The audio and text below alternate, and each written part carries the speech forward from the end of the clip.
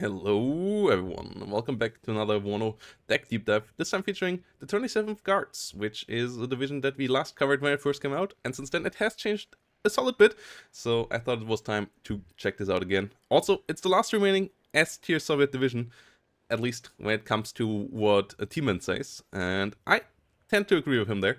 So if you want to see Timan's tier list, check out his channel. My next one will be out with the next patch, as the last one I made is not that long ago yet, and it's still relatively up to date, so I didn't want to do a full new one yet. Yeah, let's have a look here into the 27th, as it is for sure quite the powerhouse. We have 8 CV this time, 4 in the tank tab, 4 in the logistics tab, as the tank ones are more focused on fighting. The BTRs are great, fast, and can defend itself decently. Some people I have seen using the RKHM, as it is a good bit cheaper, so that's an option as well. But the BTR with their fast speed, if you have the slower tanks already, I think is the way to go here in this setup.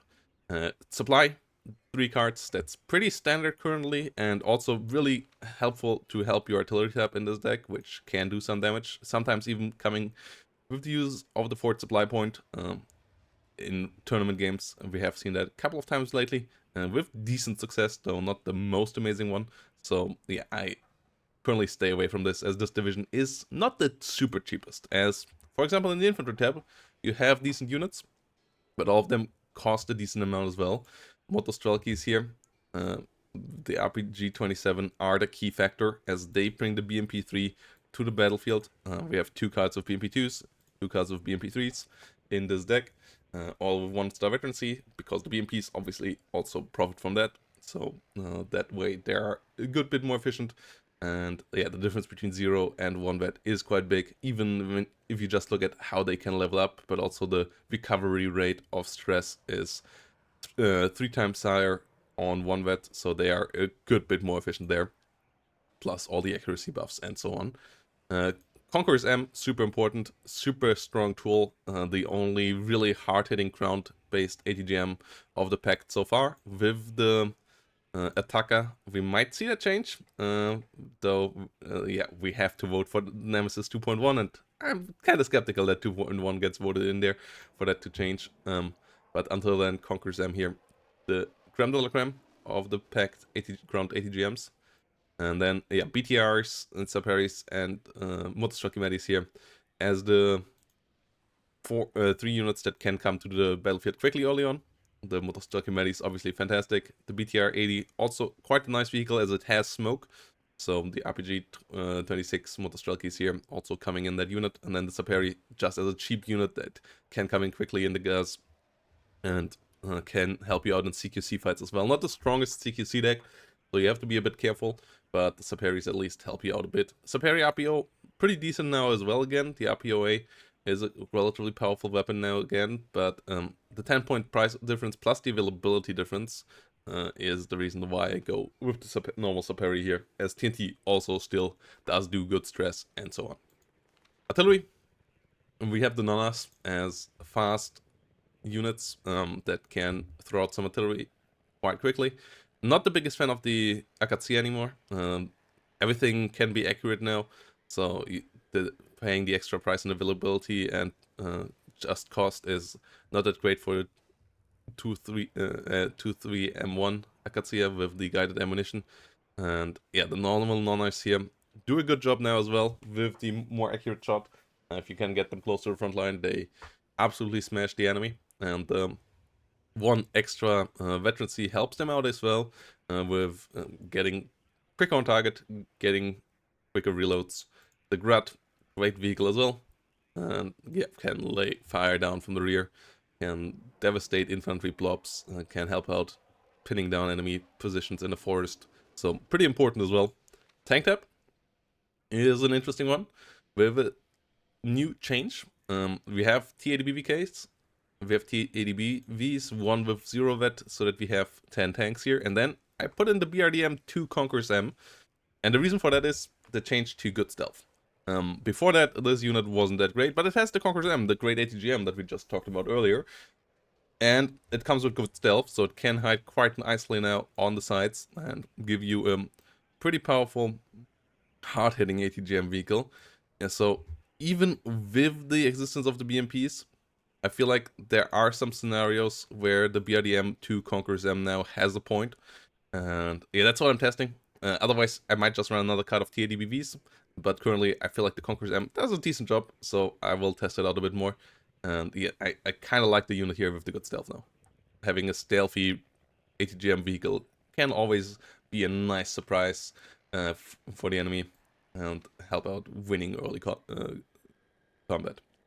Then we have the Infantry tab, the Recon tab, where we have the Mi-24K as an early tool against divisions that have Fort Deploy but no Fort Deploy AA, so that you can force them to deploy a bit less aggressive. And then we have the Spets Rajvetka and BTR 80s, which are your GSR units, and then the Rajvetka BMP2, which can be quite good. The BMP2 Rajvetka can be nice in the BMP plop as well, or together with tanks, as giving them a bit better recon. And the infantry inside is decent as well. 7 hit points, yeah, pretty standard here. So 2 solid recon units combined. It's really pricey. That's the one issue with this unit. Like with this tab in general, that your recon here is not cheap in this setup. There obviously are options to go for cheaper, but I feel like all of these 3 units are rather powerful and you can't quite afford the 4th card. So that's why I go with this setup. AA, we have a solid setup as well. The Strela 10M3 as a fantastic tool for being non-radar. So especially against divisions that have seat, slotting this thing in is great. The Tunguska as a great anti-helicopter with the guns. And then the Tor as a solid all-rounder that is a bit better against the aircraft than the others, as it has the better accuracy there on the missiles. And the better range as well. So the Tor, if you feel like you're gonna be airplane spammed, then the Tor is the way to go. If you feel like you're getting Cali spammed, you want to bring in the Tunguska a bit earlier. Yeah, both great vehicles, and the Igla just as a go-around unit that can help out a bit further on the front line, where the other units might have to expose themselves. Helicopter, pretty standard as well. Mi-24V AA can actually go pretty decently against other helicopter openers if you use the Mi-24K with it as well. The rocket's pretty standard as well. Yeah, the Kokon can do decent damage against any lighter vehicles, and yeah, it's a cheap 10 hit point helicopter, so that's great as well. Has a gun that can wipe out infantry as well, so yeah, solid helicopter tab. Air tab, rather underwhelming. Depending on what you're fighting, I switch between these 2 here. Both of them are okay. The AT weapon is pretty solid, but also relatively expensive.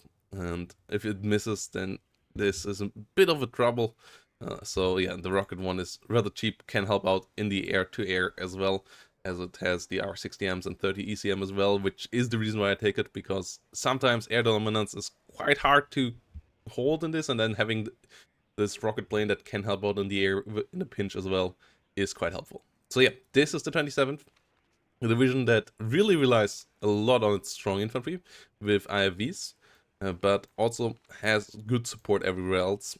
Solid tanks, obviously TADBVs still solid, like really good tanks, even after the price nerfs. The Nonas and the Grad give good artillery, good recon tab as well. You obviously like fort deployment to some extent. The Spetsrajvetka not really kicking in there too much, and yeah, everything else is a bit slower, but if you get through there, if you start to get that death ball up, any forward deploy division will be struggling hard against you, and you can be a bit quicker, a bit more agile, as you can rely on your BMPs and so on compared to tank divisions. So that can be nice as well. It's a really cool division, really strong one for sure. And yeah, looking forward to getting into the gameplay with it. So yeah, if you don't want to miss that, consider subscribing down below and consider leaving a like if you enjoyed these kind of videos. See you all next one, and have a nice day.